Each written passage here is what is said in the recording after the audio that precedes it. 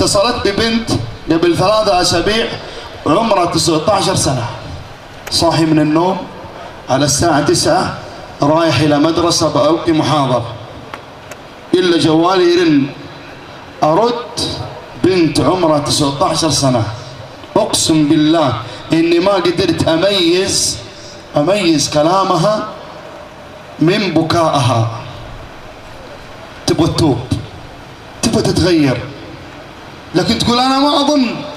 شوف قلة الحياة وقلة الأدب مع الله، أنا ما أتوقع الله يتوب علي، وهذا ترى من قلة الأدب مع الله، لأن الله عز وجل يقول قل يا عبادي الذين أسرفوا على أنفسهم لا تقنطوا من رحمة الله. قل يا عبادي الذين أسرفوا على أنفسهم لا تقنطوا من رحمة الله، لا تقنطوا من رحمة الله،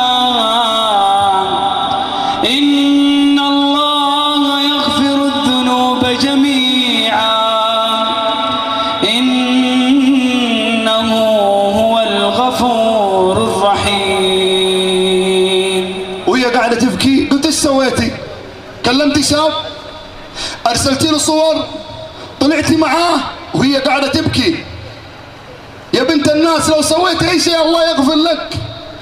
قالت لي وهي تبكي أنا زانية، أنا زانية. أقسم بالله ما عرفت قيمة هذه الكلمة إلا لما سمعتها من هذه البنت اللي عمرها 19 سنة.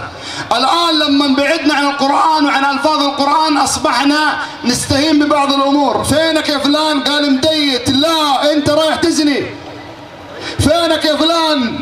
قاعد أنا والله قاعد أكحل. لا أنت قاعد تؤذي أعراض المسلمين. لازم نرجع لألفاظ القرآن وألفاظ السنة حتى نفوق. بعض الشباب لو جيت قلت له وجها لوجه يكلم بنات ويطلع مع بنات وينام مع بنات، لو جيت قلت له انت زاني تاكل معاه. لكن هذه حقيقة.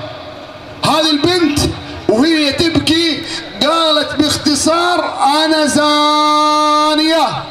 والله العظيم كلمة ليست بسيطة وليست هينة، بل قد تهتز من اجل السماوات والاراضين. ما عصي الله عز وجل بذنب، ما عصي الله عز وجل بذنب، كما جاء في الحديث أعظم من نطفة يضعها الرجل في فرج لا يحل له. احنا هذه مشكلتنا اليوم، مشكلتنا إن بعدنا عن القرآن وعن سنة النبي صلى الله عليه وسلم. ماذا قال الله عز وجل عن هذه الكارثة، عن هذه المصيبة؟ ولا تقربوا الزنا،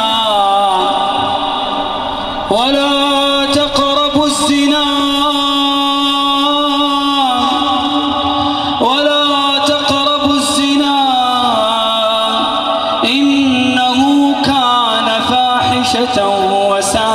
وساء سبيلا. ولا تقربوا الزنا